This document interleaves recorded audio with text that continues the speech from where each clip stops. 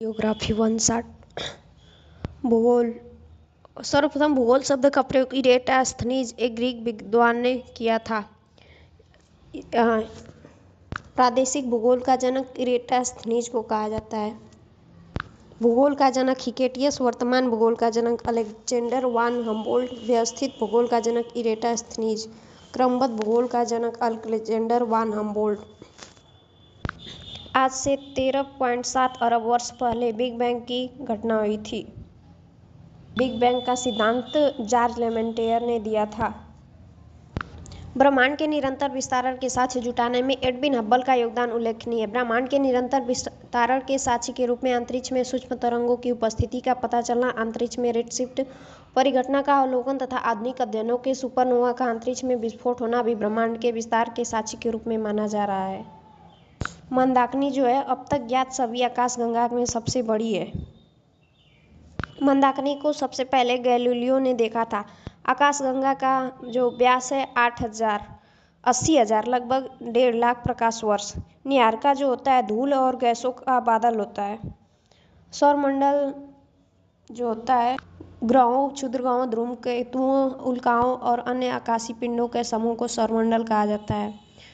क्योंकि सौरमंडल में सूर्य का प्रभुत्व है, क्योंकि सौरमंडल निकाय के द्रव्य का लगभग 99.999 द्रव्य सूर्य में निहित है। प्लेनेमस सूर्य मंडल से बाहर बिल्कुल एक जैसे दिखने वाले जुड़वा पिंडों का एक समूह है। सूर्य में नाभिकीय संलयन होता है। सूर्य किरण एक्सरे उत्सर्जित करता है। सूर्य किरण से ही प्रकाश की प्राप्ति होती है। सूर्य की उम्र 5 बिलियन वर्ष है। सूर्य के प्रकाश को पृथ्वी तक पहुंचने में 8 मिनट 16.6 सेकेंड का समय लगता है। भविष्य में सूर्य द्वारा ऊर्जा देते रहने का समय 10 के पावर 11 वर्ष है। सूर्य का व्यास 13,92,000 किलोमीटर है, जो पृथ्वी के व्यास का लगभग 110 गुना है। आकार के अनुसार ग्रहों का क्रम घटते क्रम में बृहस्पति, शनि, अरुण, वरुण, पृथ्वी, शुक्र, मंगल, बुध अर्थात सबसे बड़ा ग्रह बृहस्पति और सबसे छोटा ग्रह बुध है। इसको एक ट्रिक से याद करेंगे बस। अब पशु में बुद्धि आकर घट गई। ब से हो जाएगा बृहस्पति, स से हो जाएगा शनि, अब अ से हो जाएगा अरुण, ब से वरुण, पशु से हो जाएगा पृथ्वी, प और सु से हो जाएगा शुक्र, में से हो जाएगा मंगल, बुद्धि से हो जाएगा बुध। आकार मतलब आकार के अनुसार घटते हुए क्रम में है। इस तरीके से याद कर लेंगे। घनत्व के अनुसार ग्रहों का क्रम शनि, अरुण, बृहस्पति, नेपच्यून, मंगल, शुक्र, बुध एवं पृथ्वी। इसका घटते क्रम में याद करेंगे PB, SM, V, BAS।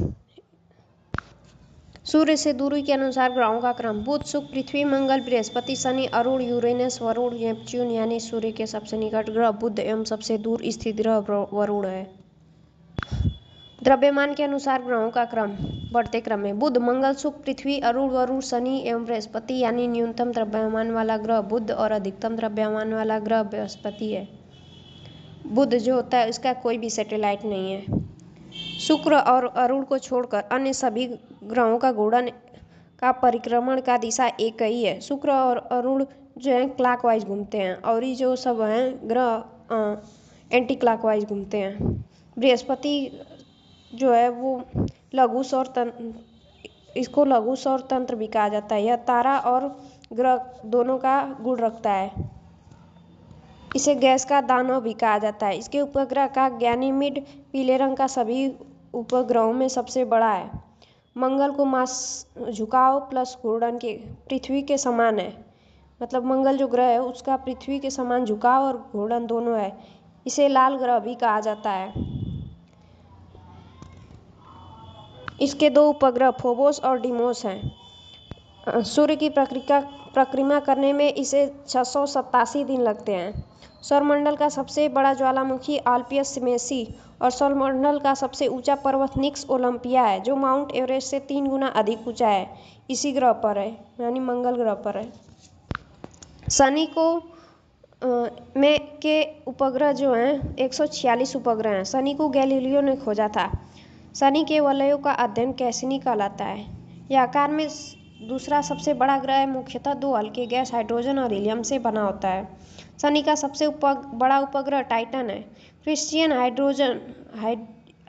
हाइजोन ने 1665 में इस टाइटन की खोज की थी। यह एकमात्र ऐसा उपग्रह है जिसका पृथ्वी जैसा स्वयं का सघन वायुमंडल है। अरुण, यह आकार में तीसरा सबसे बड़ा ग्रह है जिसका तापमान 215 डिग्री सेल्सियस होता है। इसके चारों ओर 9 वलयों में 5 वलयों का नाम अल्फा, बीटा, गामा, डेल्टा और इप्सिलॉन है। नेपच्यून जो है जिसकी खोज 1846 में जर्मन खगोलज्ञ जान गाले ने की थी। इसके चारों ओर अति शीतल मीथेन का बादल छाया हुआ है। इसके उपग्रहों में ट्राइटन प्रमुख है। पृथ्वी, इसका विषुवतीय व्यास 12,756 किलोमीटर है। ध्रुवीय व्यास 12,713.6 किलोमीटर है। दोनों व्यासों का अंतर 43 किलोमीटर है। इसकी औसत त्रिज्या 6371 किलोमीटर है। यह अपने अक्ष पर पश्चिम से पूर्व 1610 किलोमीटर प्रति घंटा की चाल से 23 घंटे 56 मिनट 4 सेकंड में एक चक्कर पूरा लगाती है। पृथ्वी की इस गति को घूर्णन या दैनिक गति कहते हैं, जिसके कारण दिन और रात होते हैं। आकार एवं बनावट की दृष्टि से पृथ्वी शुक्र के समान है।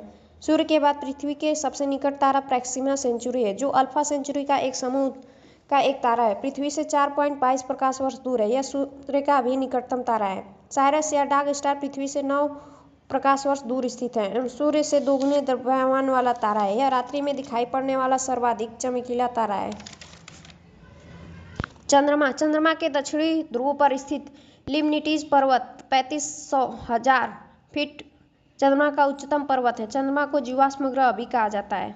चंद्रमा एवं पृथ्वी के बीच का औसतन दूरी 3,84,365 किलोमीटर है। सूर्य के संदर्भ में चंद्रमा की परिक्रमा की अवधि 29.53 दिन यानी 29 दिन 12 घंटे 44 मिनट और 2.8 सेकेंड होती है। इस समय में एक चंद्रमास या साइनोडिक मास कहते हैं।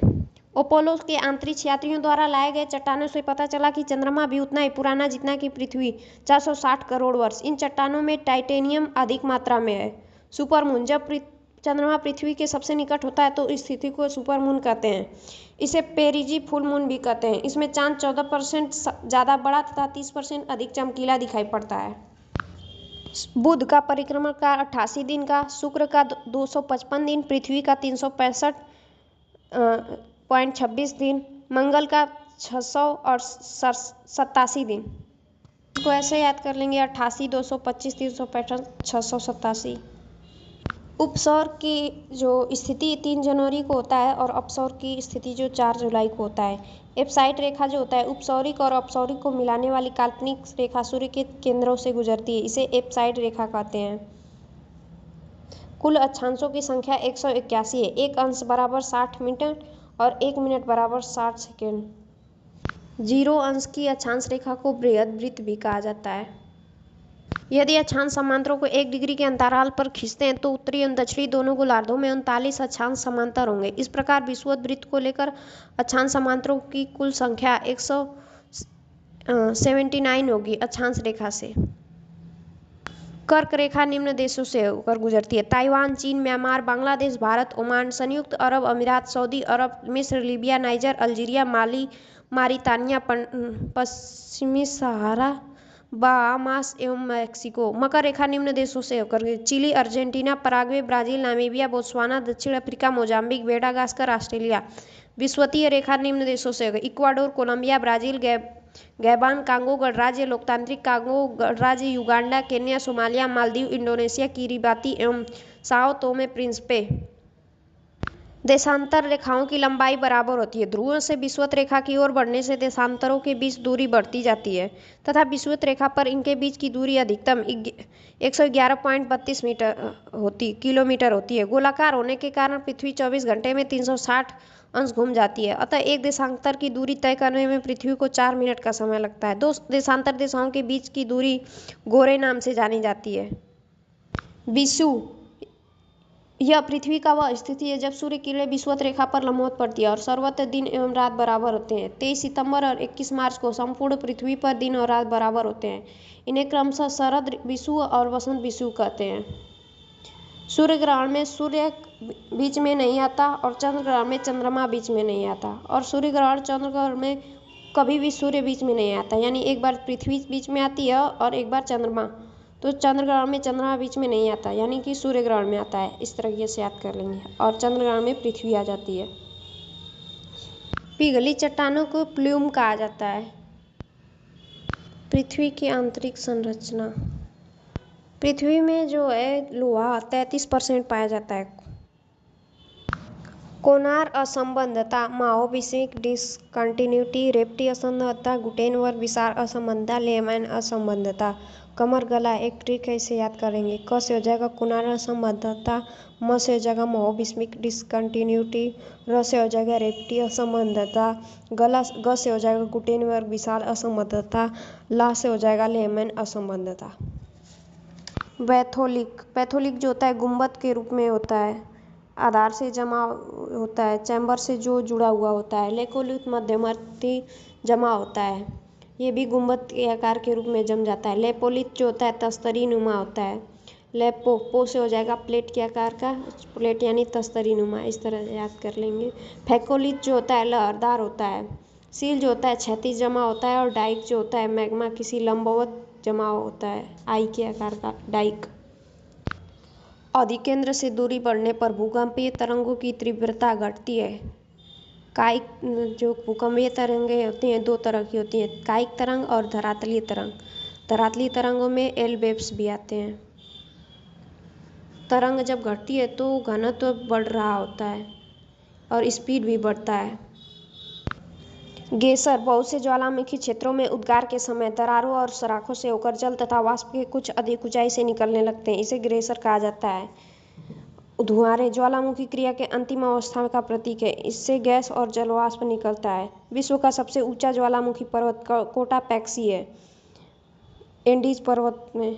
विश्व की सबसे ऊंचाई पर स्थित सक्रिय ज्वालामुखी ओजस डेल सालाडो है, एंडीज पर्वतमाला में अर्जेंटीना चिली देश की सीमा पर स्थित है।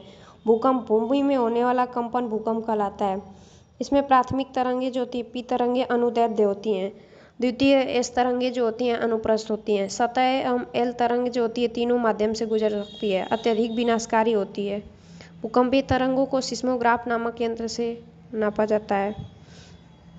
सभी भूकंपीय तरंगों का वेग अधिक घनत्व वाले पदार्थों से गुजरने पर बढ़ जाता है, कम घनत्व वाले पदार्थों से गुजरने पर घट जाता है। केवल प्राथमिक तरंग ही पृथ्वी के केंद्रीय भाग से गुजर सकती है, परंतु वहाँ उसका वेग कम हो जाता है। गौण तरंगें द्रव पदार्थ में नहीं गुजर सकती। एल तरंगें केवल धरातल के पास ही चलती हैं। अवशिष्ट पर्वत जो हैं विश्व के प्राचीन पर्वत हैं, जैसे अरावली। वलित पर्वत जो हैं, जहाँ वलित पर्वत होगा वहाँ ज्वालामुखी जरूर होगा। विश्व के अधिकांश नवीन पर्वत हैं।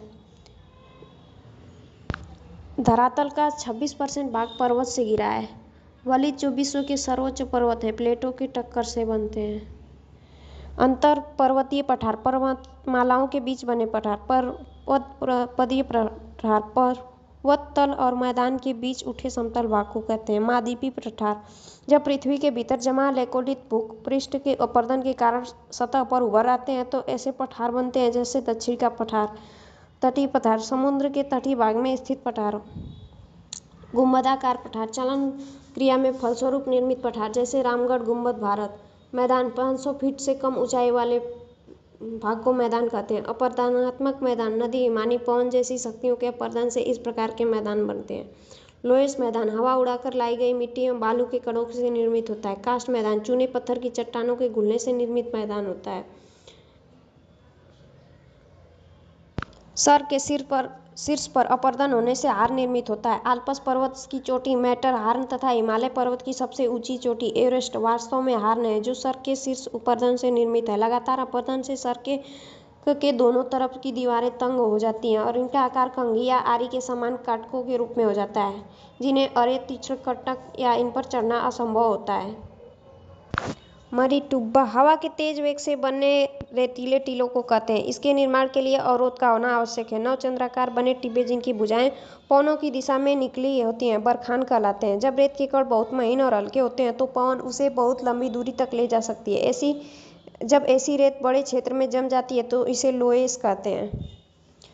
गहरी घाटी जिसकी विशेषता सीढ़ीनुमा खड़े ढाल होते हैं उसे गार्ज कहते हैं। भारत में सतलुज, सिंधु, ब्रह्मपुत्र, नर्मदा, गंडक, कोसी आदि नदियां अपने पर्वतीय भागों में गार्ज बनाती हैं। कोनियन गार्ज का विस्तृत रूप है। नदी प्रायः सीधी नहीं बहती बल्कि सांप की भांति बल खाती जाती है, यानी मोड़दार मार्ग पर बहने लगती है। नदी के इन मोड़ों को विसर्ग कहते हैं। जब नदी के मोड़ों में अधिक घुमाव हो जाता है तो मुख्य नदी से अलग हो जाता है। इस अलग हुए भाग को गोखिर झील कहते हैं। तुर्की की मियांडर, अमेरिका की मिसिसिपी, भारत की गंगा एवं गंडक तथा इटली की पो नदियां अपने विसर्ग एवं गोकुल झील के लिए प्रसिद्ध हैं। फीडर तट, अपरदनात्मक स्थलाकृति, किसी हिमनीकृत उच्च भूमि के सागरीय जल के नीचे धंस जाने से फियट तट का निर्माण होता है। इसके किनारे खड़ी दीवार के समान होते हैं। उदाहरण नॉर्वे का तट फियट तट का उदाहरण है। एशिया से 3 वृत्त गुजरते हैं: अक्षांशीय वृत्त, कर्क और आर्कटिक। एशिया की नदियों को सभ्यता का पालना और एशिया महाद्वीप के सभी धर्मों का आद्य भूमि कहा जाता है। महाद्वीपीय ढाल जो होता है वो 2 डिग्री से 5 डिग्री तक ढाल का होता है। तीव्र ढाल वाले भाग को महाद्वीपीय ढाल कहते हैं। महाद्वीपीय उत्थान बहुत ही मंद ढाल वाला क्षेत्र होता है। नित्तल मैदान एक विस्तृत समतल क्षेत्र होता है। सामान्यतः महासागरीय जल का तापमान 5 डिग्री सेल्सियस से 33 डिग्री सेल्सियस होता है। विश्व का सबसे बड़ा महाद्वीपीय मग्नतर आर्कटिक महासागर का साइबेरियन मग्नतर है। वायुमंडल से सभी स्थानों पर नाइट्रोजन की मात्रा समान नहीं होती। ध्रुवों पर N ज़्यादा होता है। ओजोन यह 10 से 50 किलोमीटर तक केंद्रित है। जलवाष्प, धूलकण जो होता है, धूलकण के स्रोत समुद्री नमक, महीन मिट्टी, धुएं, कालिमा, राख, धूल और नमक के कण आर्द्रता ग्राही केंद्र की तरह कार्य करते हैं। वायुमंडल की संरचना, क्षोभ मंडल, यह वायुमंडल का सबसे नीचे वाली परत है। इसकी औसत ऊंचाई सतह से लगभग 13 किलोमीटर है। सभी मौसमी घटना क्षोभ मंडल में होती है। चक्रवात क्षोभ मंडल में आता है। सामान्य ताप पतन दर क्षोभ मंडल का होता है। पर्यावरणीय ताप पवन दर जो होता है क्षोभ मंडल के द्वारा होता है। क्षोभ मंडल और समताप मंडल को अलग करने वाले भाग को क्षोभ सीमा कहते हैं। समताप मंडल जो होता है वो तापमान, ओजोन की उपस्थिति समताप मंडल में होती है। इस समताप में वायुयान उड़ाने की आदर्श दशा पाई जाती है, इसलिए इसे पृथ्वी का सुरक्षा कवच भी कहते हैं समताप मंडल को। इसमें क्योंकि इसमें ओजोन गैस की एक परत पाई जाती है। मध्यमंडल में तापमान कम होता है। ये मध्यमंडल में उल्कापिंड नष्ट हो जाते हैं। आयनमंडल में तापमान अधिक होता है। इसमें विद्युत आवेशित कण पाए जाते हैं। वायुमंडल में ताप अधिक होता है। किसी भी सतह को प्राप्त होने वाली सूर्य तप की मात्रा उसी सतह से परावर्तित होकर जाने वाली सूर्य तप की मात्रा के बीच का अनुपात एल्बिडो कहलाता है। 2 स्थानों के बीच वायुदाब का अंतर दाब प्रवणता कहलाता है। हाई प्रेशर और लो प्रेशर हमेशा एक दूसरे की तुलना करके ही बताया जाता है। दाब प्रवणता का अंतर जो होता है वो ज़्यादा हो तो पवनें तेज गति, कम पवनें हो तो धीमी गति की होती है। दाब प्रवणता ज़्यादा हो तो पवनें गति भी ज़्यादा होंगी। सिराको यह सहारा मरुस्थल से भूमध्य सागर की ओर बहने वाली धूल नदी से गर्म हवा है। सीमूम अरब रेगिस्तान में, ब्लैक रोलर उत्तरी अमेरिका, ब्रिक फिल्डर ऑस्ट्रेलिया में, नॉर्वेस्टर न्यूजीलैंड में, शामल इराक तथा फारस में, सांता आना कैलिफोर्निया में, कोयम्बैग इंडोनेशिया में, ट्रामाट्रेनी मध्य यूरोप, अयाला फ्रांस में, बरगस दक्षिण अफ्रीका में, सुखोवे रूस एवं कजाकिस्तान में, बागे और फिलीपींस द्वीप समूह में, गारिस दक्षिणी पूर्वी ईरान में, लूज उत्तरी भारत में, सोलैनो दक्षिणी पूर्वी स्पेन में, मामून ईरान में। आर्द्रता, वायुमंडल में उपस्थित जलवाष्प को वायुमंडल की आर्द्रता कहते हैं। 0.4 से 4% तक हो सकती है आर्द्रता की मात्रा। वायु में जल की मात्रा, अदृश्य जल, इक्वेटर से ध्रुव आर्द्रता की मात्रा घटती है। निरपेक्ष आर्द्रता, वायु के प्रति इकाई आयतन में विद्यमान जलवाष्प की मात्रा को निरपेक्ष आर्द्रता कहते हैं। विशिष्ट आर्द्रता, वायु के प्रति इकाई भार में जलवाष्प के भार को विशिष्ट आर्द्रता कहते हैं। सापेक्ष आर्द्रता, निश्चित तापमान, किसी भी तापमान पर वायु में उपस्थित जलवाष्प तथा उसी तापमान पर उसी वायु के जलवाष्प धारण करने की क्षमता के अनुपात को सापेक्ष आर्द्रता कहते हैं। संघनन, जल की गैसीय अवस्था के तरल या ठोस अवस्था में परिवर्तन होने की क्रिया को संघनन कहते हैं। उष्मांक वायु में जिस तापमान पर जल अपनी गैसीय अवस्था में से तरल या ठोस अवस्था में परिवर्तित होता है उसे उष्मांक कहते हैं। पाला या तुषार, जब उष्मांक हिमालय से नीचे होता है तब ओस के स्थान पर पाला पड़ता है। कोहरा, वायुमंडल की निचली परतों को एकत्रित धूल कण, धुएं के रज एवं संघनित जल पिंडों को कोहरा कहते हैं। धुंध, हल्के फुल्के कोहरे को कुआसा या धुंध कहते हैं। इसमें दृश्यता 1 किलोमीटर से अधिक किंतु 2 किलोमीटर से कम होती है। बादल में रुद्धोष्म शीतलन होता है क्षोभ सीमा तक। पछाप बादल, कपासी बादल, स्तरीय बादल। कपासी बादल जो होते हैं रुई के समान होते हैं। स्तरीय बादल परतदार चादर की तरह होते हैं। संघनन अति आवश्यक शर्त, ठोस सतह की उपलब्धता और दाब।